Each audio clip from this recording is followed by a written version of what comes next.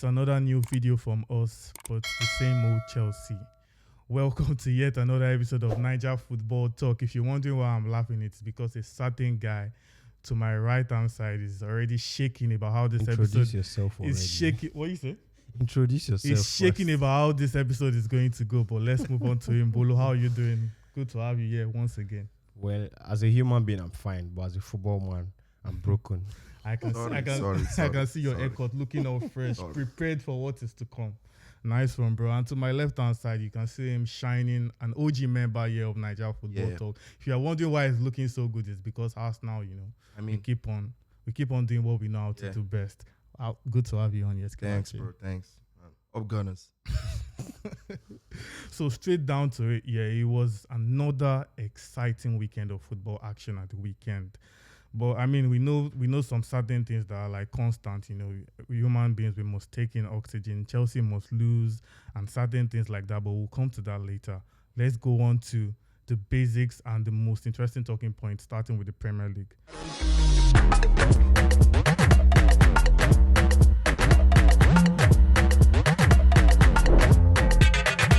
Yeah, just like Skilachi said, amazing, and it was an amazing game at the Emirates Stadium when Arsenal took on Tottenham for the first North London derby of the season. I would have loved a different result personally as an Arsenal fan, but at the end of the day, I think a draw was a fair result. What do you think, Skilachi? Yeah, fair. Tottenham have been playing good this season, so yeah, they're actually unbeaten as well, just like Arsenal. And this brings me to something I've actually been thinking about. It pains me to admit as an Arsenal fan, but Tottenham actually do look solid under Angie. And Bolo, do you think they might maybe be dark horses this season? Yeah, they certainly are. They've started the season so well, and to be honest, it's not been a surprise how good Tottenham have been under Ange Postecoglou, because he has shown everywhere he has been in his career that he improves teams, he brings very dynamic attacking football, and that's what Tottenham wants really as a club. They would rather play good football and not win trophies, so that's what they want. That's where they want to be. So wow. I think it's a perfect match. Coming from a Chelsea fan, well, that's rich.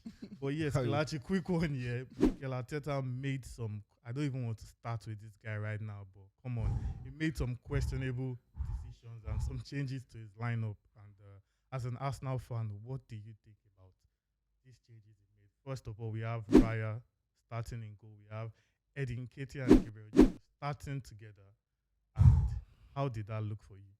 Well, as an Arsenal fan, I guess I'm supposed to trust the process, and I'm supposed to trust the process has been on for over 3 years now. What process are you talking about? I mean, it's still a process, considering where we are, where some other people are. You should have won trophies by now, several trophies. Just I know your blood is I mean, considering where we are and where some people are, it's better to be in a process.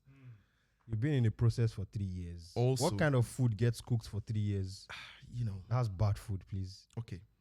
But I think Arteta, I should trust what he wants to do. But I understand with the goalkeepers and all, but we had out and out players that play in positions that were missing in the match.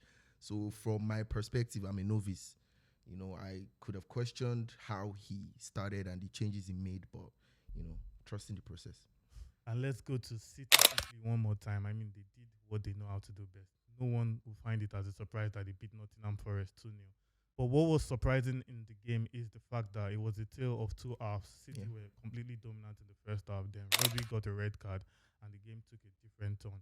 How important is their mentality in the fact that they were able to still close in a 2-0 win with a clean sheet?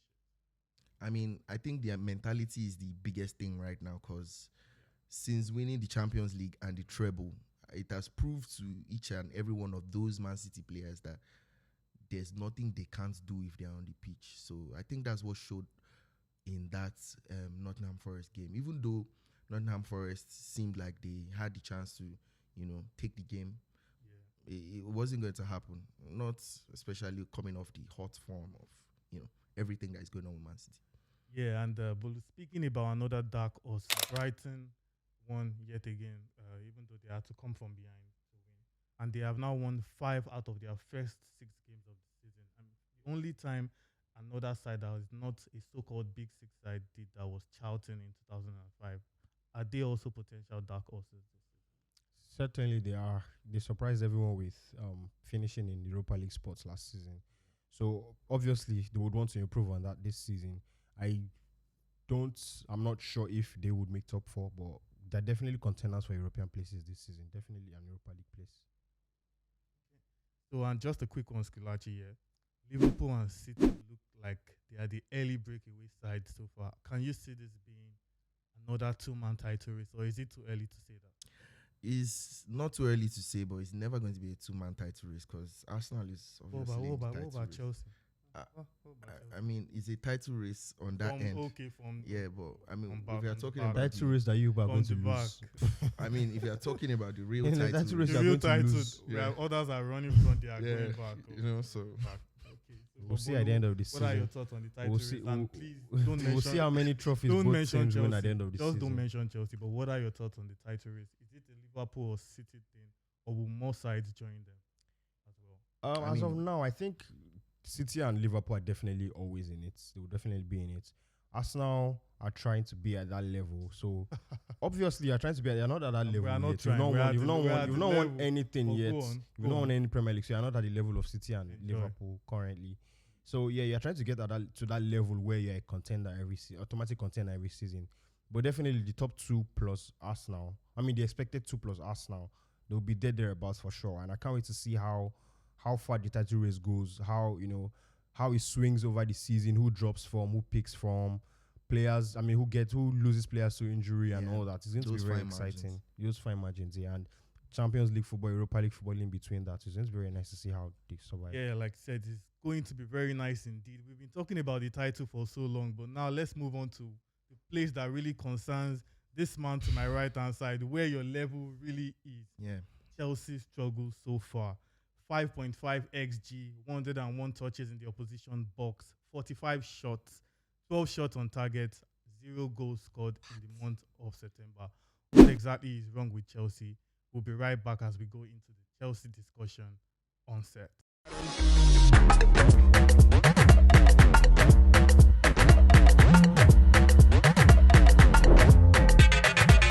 Feels like deja vu all over again. I mean, how many times this season already have we mentioned Chelsea in the Naija Football Talk? Said Chelsea this, Chelsea that. They've never. It's not about them winning. Always losing all the time. All they do is lose, no matter what. I mean, what is Mauricio Pochettino doing wrong? They lost once again to Aston Villa this time. Aston Villa. Oli Watkins became like a prime striker against the Chelsea trap boys in defense. What do you think Pochettino is doing wrong?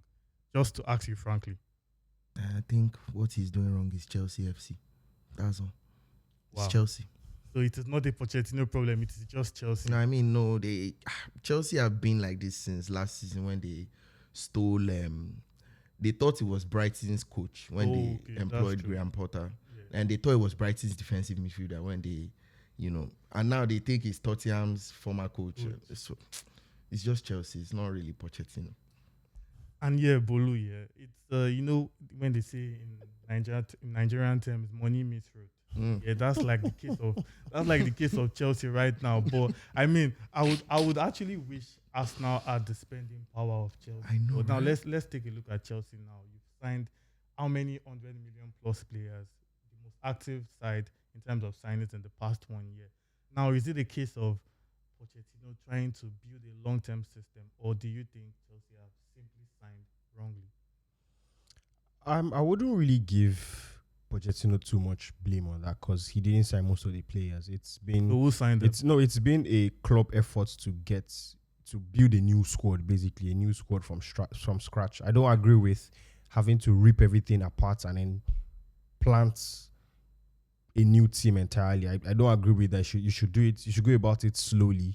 But I understand that they're trying to have new things, build a new and if you look at the profile of the players they're signing, a certain age, they're trying to build everybody together, make everybody improve. But the truth is, at Chelsea, you don't have time for that. You don't do things like that. You don't. If you want to rebuild, you do it whilst they're currently the experienced players. They look at the way Madrid have done it over the years. They keep replacing their players whilst the stars are still there. So it's just the upheaval has been too much. The sporting directors have brought in so many players. Actually, I would give the sporting directors kudos because they signed the profiling of the players have actually been sensible in a way that the qualities that the players have, the profiles that they all have it makes sense in a squad on paper. But the question is, can they develop the way they should? Would they have the time to develop? Would they be able to do it at a club like Chelsea in on a level like the Premier League? So it's just too many problems at the same time that all need time and patience to settle. Yeah, Chelsea. Problems or no problems, now go collect the good. That's tears for me, like more happiness to me. And I once saw somewhere that Chelsea used Football Manager as their basis or to scout their players. I don't know if that's possible. But yeah, quick one here, Bolu. Just a quick fast question. I feel like Chelsea did not score a goal in September. So what goal are you guys using for your goal of the month? Chelsea. September isn't over yet. Still have 2 games in September, if I'm correct. There's Sunday is October. There's a Carabao Cup game midweek. I can bet you that you guys will not score. Are you willing to place your money? Okay then. So you guys will not are you going to bet that Arsenal are going to win the Premier League and Champions League as well? Since we're now that we're here betting and foreseeeing the future. Just score a simple goal, bro. Don't worry, we have academy and women's teams who have scored goals this season that we can use for the competition. That's very shameful, bro. I mean, you know about it. You've been there. You've been there as well. Arsenal has never not scored in a Don't tell me that. There was a month, I think November 2020, when you scored only a penalty throughout the month. Aubameyang penalty at Old Trafford. So don't even go there. You know what we're talking about. I don't like to talk too much about the future here, but Skelachi, let's try and project our mind a bit. And for our viewers out there, you'll see the games on your screen in October. This is what Chelsea's fixtures look like. It's not looking good. They take on Arsenal at Stamford Bridge, then they take on Brentford, then they take on Tottenham, then they take on City, then Newcastle, then Brighton, then Manchester United. These fixtures, please, we need another. Looking at these games right now, I genuinely cannot point at one game. I cannot point to one game that Chelsea can win here. I would have said Brighton, but come on, this is a different Brighton side. So I'm asking you now, Skelachi, do you think Pochettino will still be a Chelsea manager after this run of games? No, not after the run of games, because Chelsea FC, they have everything in the world except time. They don't have time to wait for anything to develop, or they don't have any process. Or coincidentally, I think Lampard was also sacked in November, right? Yeah. So it looks like after this run of fixtures, bye-bye Poch. So yes, Skelachi is predicting that Pochettino will be sacked by November, and I'm also predicting that he's also not going to make it to the end of the year. In fact, I said it from the start of the season that I don't see him staying more than 6 months, but time will tell. We'll be back to answer that question. And Bolo, this last one is for you. Which players should be given more opportunities at Chelsea? Because so far we see that we don't, aside your goalkeeper, Chelsea don't exactly have a particular starting lineup. Well, that's through a combination of several things like injuries. I mean, we have about 4 or 5 sure starters currently injured. So that's where some of the problems come from. But I think right now we shouldn't be trying to make excuses for the injuries. We have a number of players available. I think Poch should keep playing who he has available, especially Modric. He's an attacker. Let me learn. It's my question. He's an attacker. He's an attacker who has been benched too much by now for a left back, which doesn't make any sense. If we're struggling to score goals, if we're trying to find chemistry in our team, if we're trying to create anything, we should play people in their positions and let them just simply develop. Give them time to. If we're saying the players need time, let them play. Let them develop. Let them make their mistakes. Let them learn from their mistakes.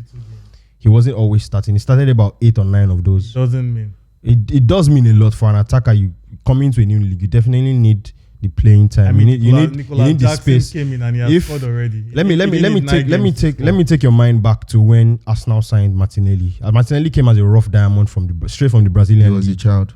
Yeah, he was a child. Modric is not a child. We signed Modric as a 21-year-old. I know you signed Martinelli at 19 or thereabout, but he still had time. He had to sometimes be on the bench, sometimes start games, sometimes play nonsense and kept playing. I remember when Aubameyang left the club, they kept playing Martinelli as a 9, even if it wasn't. So it's you just, no matter how bad it is, just keep using the players you have. They will develop. They will come good. That's why I feel that's the way it should go. And I think that's what Pochettino needs to do, regardless of the form, regardless of how the team is playing. Just play well in their positions. Let them develop. Let them get chemistry by themselves over time. Well, I don't know if I agree about the Modric bit. Yeah, because someone that has not scored in 2020. In his last 2 starts, we didn't score, but he created danger. There were moments he had, and almost.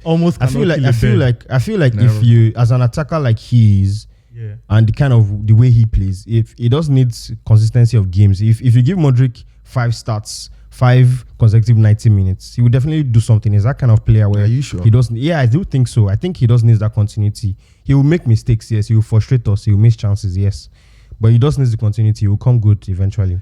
Okay, it will come good, and let's see when indeed it's going to come good. I remember the start of the season when Chelsea fans were saying, "Oh, we are not playing European football. That's going to be a blessing in disguise." 5 games or 6 games in now, and they're in the relegation zone. We'll come back to that question, but let's move away from the Premier League and move on to other leagues and see how it happens. Starting with our star boy right behind us, Victor Osimhen. It was a bad day at the office for him, for Napoli against Bologna. A goalless draw. I can't remember when last Napoli played a goalless draw. It has to be a very long time ago. But Schillaci, a key moment in that fixture was Osimhen and Rudy Garcia having a heated argument while the Nigerian forward was being subbed off. What do you have to say about that? In my opinion, my humble opinion, as someone who plays football on the streets and all, I guess Osimhen was just, I'd say his reaction was not necessary because he was being subbed off at the end of the game and he hadn't done anything throughout the game. He also had his chance to put his name on the score sheet and he didn't. So I guess he shouldn't have done that. I hope the relationship between him and his coach is not something that will make him Ten Hag, Osimhen. But yeah, I think that Osimhen should have just gone off and practice penalties. He's good, but just practice penalties and So Bolu, Napoli are already finding themselves behind. I think 7 points adrift after just how many games now? So quick question is, what do you think is the difference between Napoli of last season and this current season? Well, the big difference is Spalletti. Luciano Spalletti has left. He now coaches the Italian national team, and he was a very much an attack-minded manager. He let his team express themselves. He basically took the chains off and told them, go out and express yourselves. So the coach is no longer there with the structure that made them win, as well as they lost their defender, Kim Min-jae. He has gone to Bayern now, and he has been a big loss in defense. The balance they had that gave them the confidence to attack last season is no longer there. They've had a few defensive problems, and Garcia's style of play is also a bit different. He's probably a bit more conservative, which Napoli fans have not been used to in the last couple of years. Yeah, away from Osimhen's struggles against Bologna, I feel like Napoli have struggled as a unit this season. So what do you think? They've not really been fluid in attack like we saw last season. So what do you think is the difference between then and now? Well, the biggest difference has been Luciano Spalletti. He has left for the Italian national team. Last season, he encouraged them to be expressive. He took the shackles off, basically, told them to express themselves, attack. And they also had a monster in defense like Kim Min-jae, who has gone to Bayern now. So they've lost that leadership and the assurance at the back, as well as, and that has brought defensive issues. And there have been mistakes in the midfield, a bit of mistakes here and there, defensive problems, as well as the attack. Their current coach Garcia is not as attack-minded as Spalletti was, so he's made them a bit more pragmatic, and that has frustrated the fans. They're not happy with that because they were used to seeing so many goals last season. So that's no longer there. The goals are no longer there. The wins have not been as frequent as they were last season. As well as the form of Kvaratskhelia. He's not scored in over 20 games now. Or assisted. He hasn't scored or assisted in over 20 games now. So that has naturally reduced their outputs as well. So it's just so many problems at a time. And Garcia would really, really have to put his thinking cap on because he has coached in the Serie A before and he has experience in the league. But he really needs to put his stamp on that team before it gets worse for him, because that's a team that won the title last season. They could easily just get rid of him and say he's the problem. All right. while in England, the spoils were shared in the first North London derby. In Spain, it was a different story as Atletico ruled the day in the Madrid derby. Alvaro Morata was the star of the moment with 2 headed goals against Real Madrid. Headmaster himself. How would you wrap up his performance? I mean, Alvaro Morata, yeah, and his head. Ironic that Chelsea are struggling for goals and one of their rejects. It's not Morata. Not Morata. I'm sure if Morata was in this Chelsea, he'd be like Miss Jackson as well. Not Morata. So, I mean, Atletico dominated Madrid. They won, came away with the win at Madrid derby. But I mean, it's one of those days. Yeah, I feel like we should not make too much of those kind of results because when you have derby games, form is thrown out of the water. Always. Anything can literally happen. But a key part of that game was Jude Bellingham. He has played a hand in every single of Real Madrid wins. He has had something to do in all of their wins. But this time, no Bellingham, no party. Just how important is he to that Real Madrid setup right now? Over important. I mean, star signing of the season. I'm sure Florentino Perez wasn't expecting the influence he was buying in the market, and even the response of Real Madrid fellow superstars as well to Jude Bellingham coming in has been something like he's really a star boy and he's really influential. It's obvious now that he's the main man for Real Madrid. Definitely. Okay. So now I'm going to take us back to something that was controversial about 2-3 weeks ago. I asked Bolu who he would pick. They asked him who he would pick between Haaland, Osimhen, and Harry Kane. And Bolu mentioned that, of course, he's going to sell Erling Haaland. He gave his reasons, and it seemed far-fetched at the time. But I'm sure he must be smiling now after Harry Kane showed why he is a class among other strikers with 3 goals and 2 assists in a 7-0 win for Bayern over the weekend. And I remember his point saying Harry Kane and Erling Haaland can give you goals, but one can give you something that the other can. Bolu, how would you wrap up Harry Kane's performance against Bochum? Special Harry Kane. He's just special. What he does as a striker now, there are very, very few strikers who can do it in the current day. At the level that Harry Kane does it at, he's just the way he drops into midfield, the calmness he has on the ball, the influence he has on the ball, the assurance he gives on the ball that he's going to make that turn in midfield and he's going to release that pass and the pass is going to get to his target. It's just amazing what Harry Kane does now, and he's just at an age where he's at his peak. He's at a very good club in a very good league where he will just keep performing. And wow, if Bayern can win the Champions League, Harry Kane is definitely going to be a contender for Ballon d'Or for sure. Yes. Well, for me as an Arsenal fan, now that Harry Kane has left Tottenham, I can voice out about how good this guy is. When he was at Tottenham, right? I could not really explain how good he was, but right now I can tell you that this guy is just up there as the very best in the world. I mean, I rate Lewandowski very highly as well, but I feel like Harry Kane can just give you something that Lewandowski and even other strikers would not give you. But Bolu, just one more time, Harry Kane and Erling Haaland, who are you still picking? Harry Kane again. Harry Kane for sure. Only time will tell how that will play out. Join the conversation. What do you think the top 4 will be like? Who would win the Premier League and how long would it take before Chelsea sack Pochettino?